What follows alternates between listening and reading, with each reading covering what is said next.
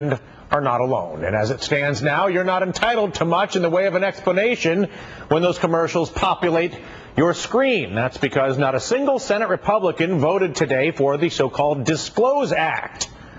The measure was meant to button up the campaign finance reform loopholes opened by Citizens United, the Supreme Court ruling that effectively opened the floodgates for spending. As the DISCLOSE Act's name implies, it would have forced the people or groups behind a given political ad to simply disclose their identity. In other words, say whatever you want to say, spend as much as you want to spend, but then you have to stand by it and disclose who you are. It's pretty rational, right? No. Democratic Senator Chuck Schumer of New York not giving up despite today's defeat. He's the one proposing or sort of championing the bill in the Senate. As for President Obama, he says it's pretty much common sense. You'd think that reducing corporate and even foreign influence over our elections would not be a partisan issue. But of course, this is Washington in 2010. And indeed, the DISCLOSE Act crashed and burned in the Senate. Bottom line is supporting a principle as simple as transparency, where money has run rampant and clearly has corrupted the entire political process.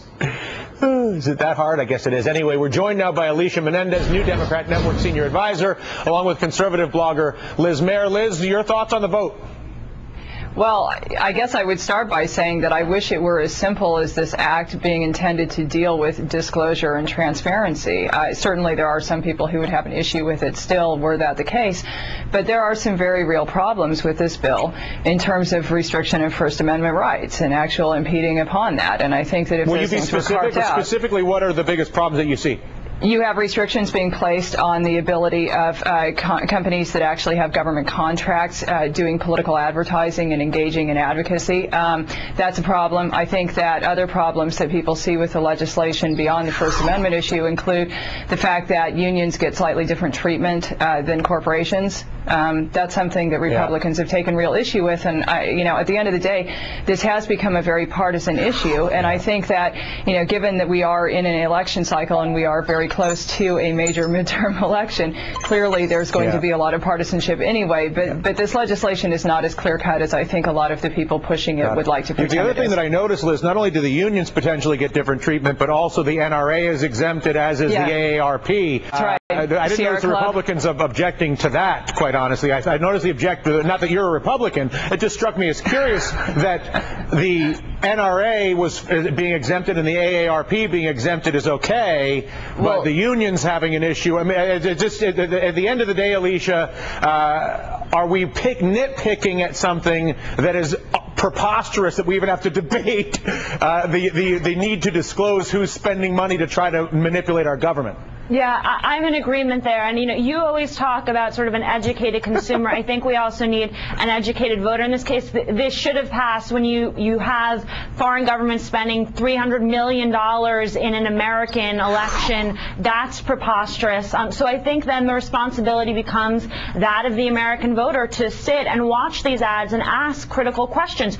Who spent the money to put this up?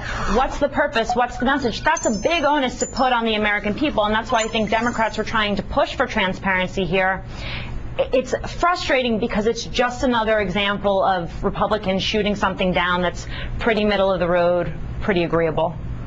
All right. Speaking of Republicans, the GOP establishment deciding to double down on Andrew Breitbart recently, the controversial blogger, the headliner at an RNC fundraiser in Beverly Hills next month. He'll be rubbing elbows with the Republican elite, including Michael Steele at the very glitzy Beverly Wilshire Hotel. The Republicans embracing Breitbart despite his central role in the Shirley Sherrod fiasco, circulating a video under accusations that it was edited in a misleading fashion in order to misconstrue her comments on race. That coming a year after Breitbart's similar role, or accused similar role, in the Acorn controversy. Last week, even our friends at Fox News apologized after relying on some of Breitbart's reporting. Should he really be part of the Republicans' public image now? Is Breitbart himself misunderstood, as certainly he would argue?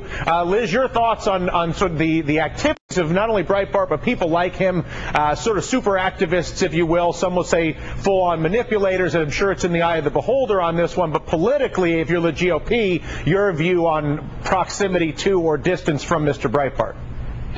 I think that there are some issues with what was put out in terms of the charade tape. I mean, personally, my biggest one is that ultimately it seems to have caused her firing or her first resignation when, frankly, it doesn't sound like the administration did anything to really look into the matter, and that's a very serious consideration. That's something that I think there's wide agreement about.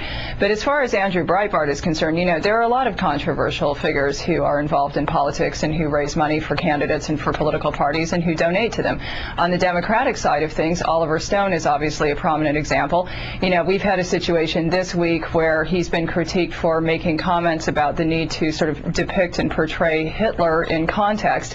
This is somebody who has donated to Barack Obama. This is somebody who's donated to John Edwards. This is somebody who's donated to my Senator Jim Webb. You know, this is the situation in American politics. Everybody gets to have a say. We live in a democracy. People are involved in politics. And at the end of the day, if Andrew Breitbart is controversial, I think you can find plenty of people on the other side of the aisle who are too. Yeah, no, I don't even disagree with that. Basically, you're saying it's all, there's weasels everywhere. The only thing I take issue with was your characterization of this country as a democracy when clearly it's not representational of anybody other than a few rich people on both sides that are manipulating our government. But go ahead, Alicia, do you think Oliver Stone and Andrew Breitbart are comparable political lightning rods? No, I don't. And especially given sort of the timeliness of this and the moral ugliness of what Breitbart did, I am shocked that anyone would want to associate their brand with his brand. You know, up until this point, there's been a lot of discussion about racism, conflicts in the Tea Party. And up until this point, Republicans have been able to say, you know, they're the far right.